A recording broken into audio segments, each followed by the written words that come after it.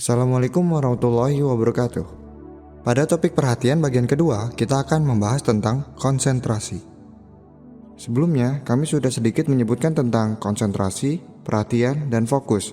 Itu adalah hal yang sama, hanya menyesuaikan dengan konteksnya.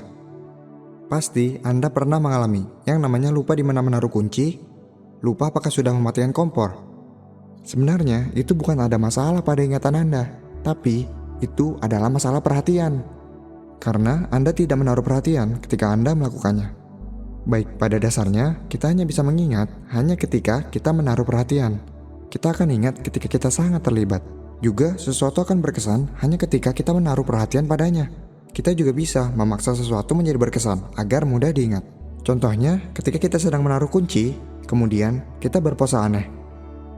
Itu akan memaksa kita menaruh perhatian penuh pada apa yang kita lakukan, yang kemudian meninggalkan kesan pada ingatan kita.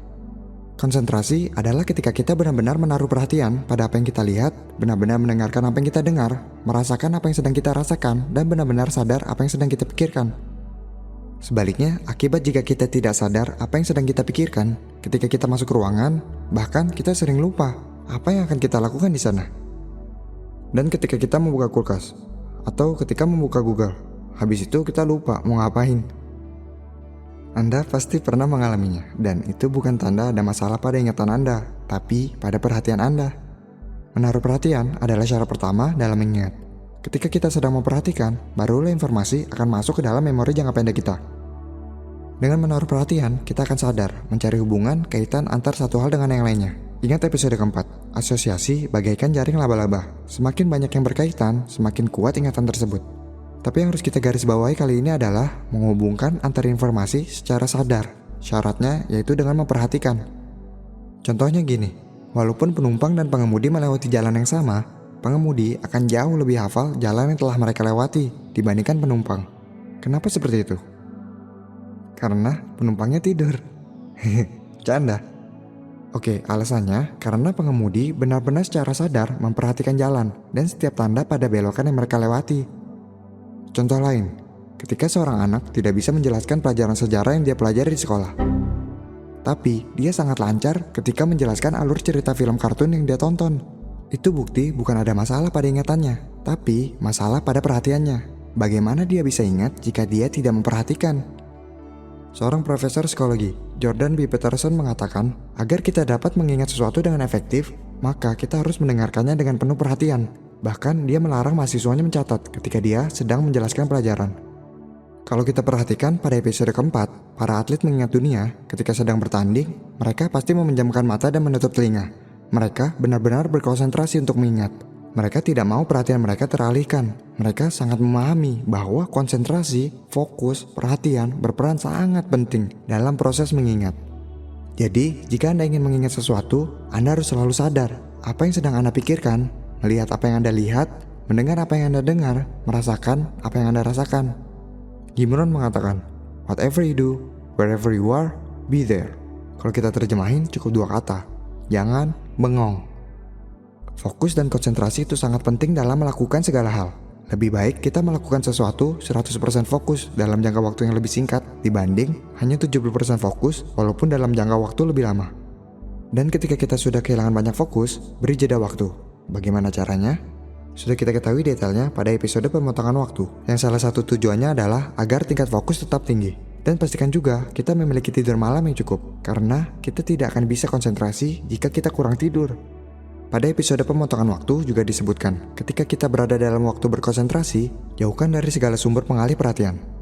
Baik, kita akan ulas. Pokoknya, jika ada yang bertanya, bagaimana sih cara dan tips agar fokus? Sebenarnya jawabannya sangat simpel. Fokus adalah menjauhi segala pengalihan. Contohnya, jika kita sedang bekerja dan pengalih perhatian kita adalah sosial media, game, handphone, jauhkan hal tersebut. Taruhlah handphone kita di ruangan yang berbeda. Akhirnya, mau tidak mau, yang kita bisa lakukan hanyalah fokus dengan kerjaan kita. Karena tidak ada hal lain yang bisa kita lakukan selain mengerjakan hal tersebut. Jauhi pengalihan, boom, sama dengan fokus. Sama juga jika kita ingin fokus mengembangkan suatu karir, bisnis, atau suatu tujuan tertentu. Jauhi segala pengalihan lain. Akhirnya, mau nggak mau, kita pasti fokus. Otomatis tidak ada pilihan lain selain fokus pada kesuksesan target kita. Boom, menjauhi segala pengalihan adalah fokus.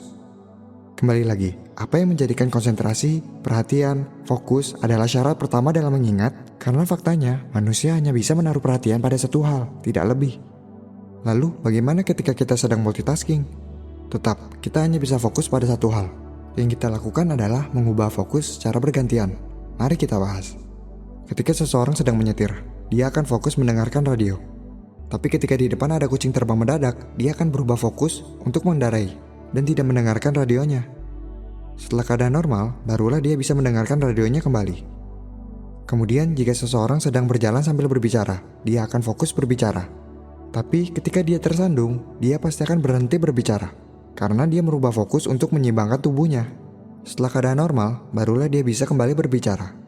Seseorang memang bisa melakukan beberapa hal sekaligus, tapi ada syaratnya. Syaratnya yaitu, kegiatan lain yang kita lakukan sudah autopilot. Karena sudah menjadi kebiasaan, kita tidak memikirkan langkah-langkahnya lagi. Karena kita tidak akan bisa menyetir sambil mendengarkan radio ketika kita baru belajar menyetir. Kita tidak akan bisa berjalan sambil berbicara ketika kita masih belajar berjalan.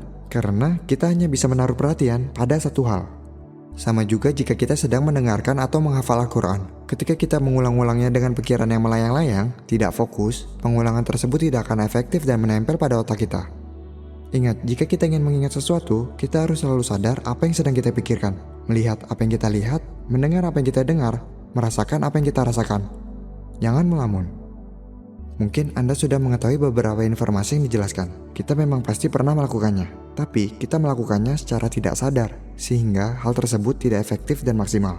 Karena di sekolah tidak pernah ada yang mengajarkan kita tentang fundamental cara mengingat, dan kita juga tidak pernah melakukan pengamatan sebelumnya. Oleh karena itu, bahasan selanjutnya adalah pengamatan.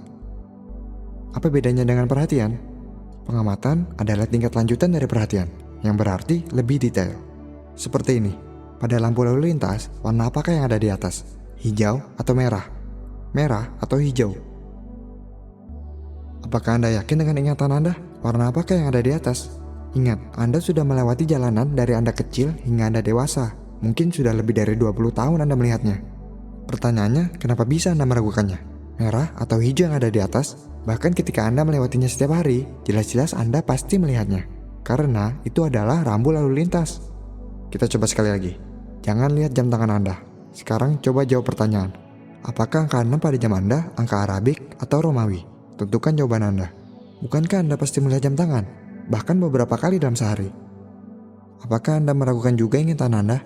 Sekarang coba lihat jam tangan Anda. Apakah jawaban Anda benar atau salah? Atau tidak keduanya? Bahkan jam tangan Anda tidak memiliki angka 6. Karena jam modern pada umumnya sudah tidak menampilkan angka tersebut. Pertanyaannya, bagaimana bisa Anda sempat meragukannya? Padahal jelas-jelas Anda pasti melihatnya setiap hari. Kenapa bisa demikian? Ini jelaslah bukan masalah pada ingatan Anda.